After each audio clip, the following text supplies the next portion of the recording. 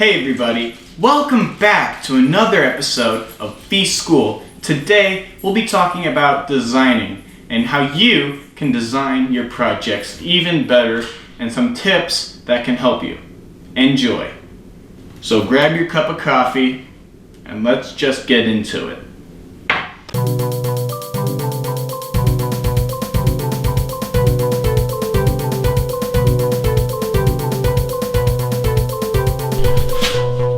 Welcome back to another episode of Luke Talks, bros.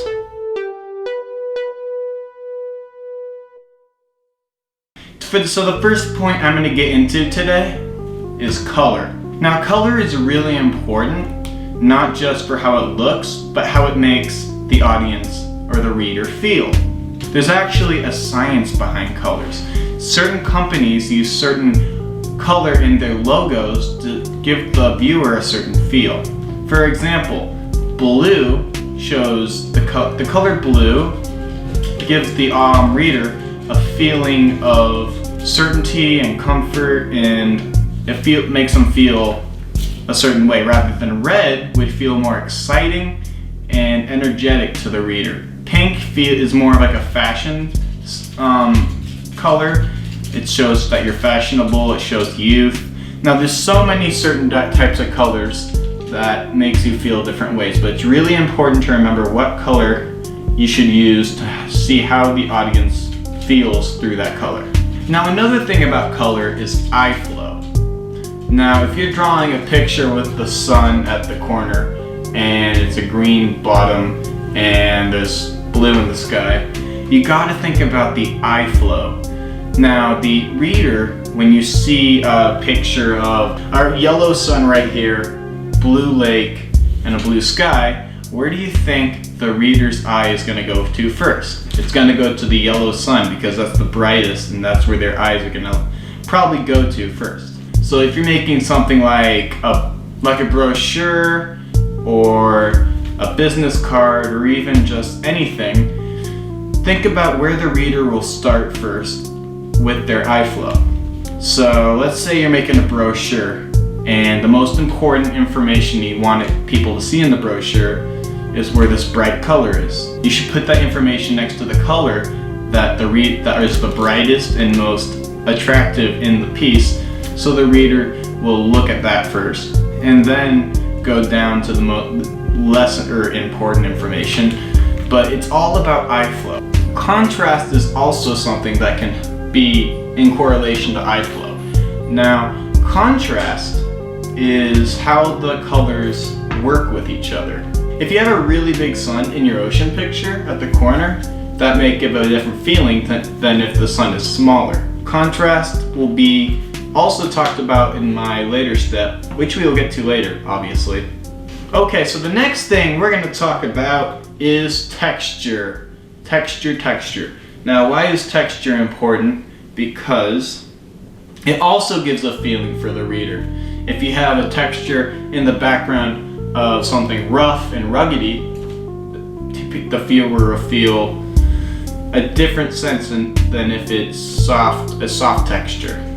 You can get textures by photographing certain things. You can get texture by changing the texture in post, but there are so many ways you can get texture. Now shape. Shape is also very important, and it can dictate. I said I would get back to the contrast idea later. Well, shape can contrast also work together. It can organize the eye flow like I talked about earlier. So you can use shapes to show where the eye flow is flowing. If you have a circle and that's bright at the top and darker at the bottom, you can use that to flow the eye flow and show where the information should be shown. It's also important to organize the shape and the contrast.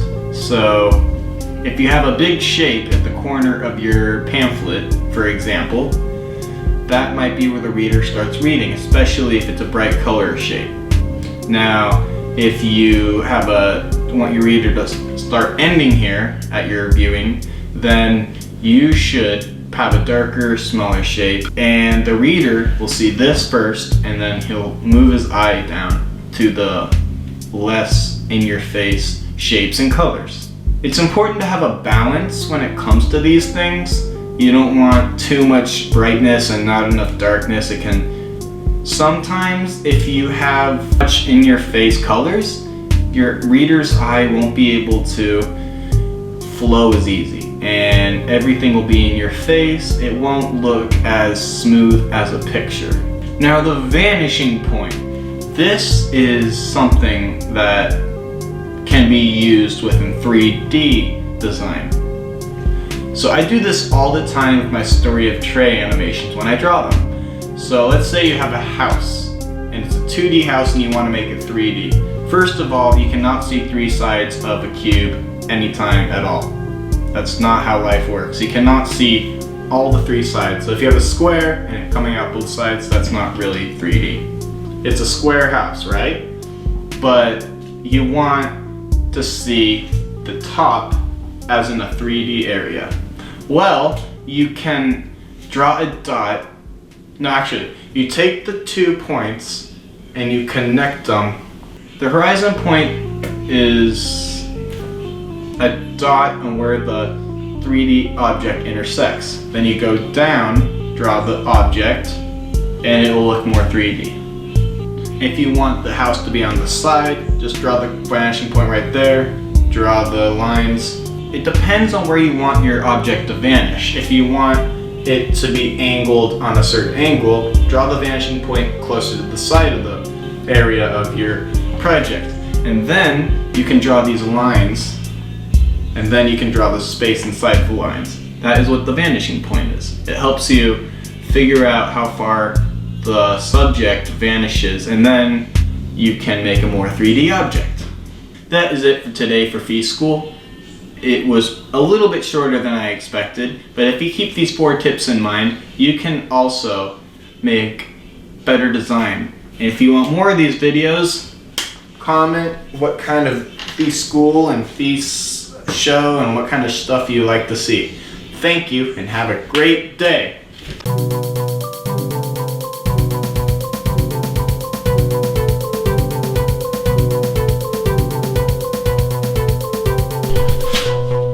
Welcome back to another episode of Luke Talks, bros.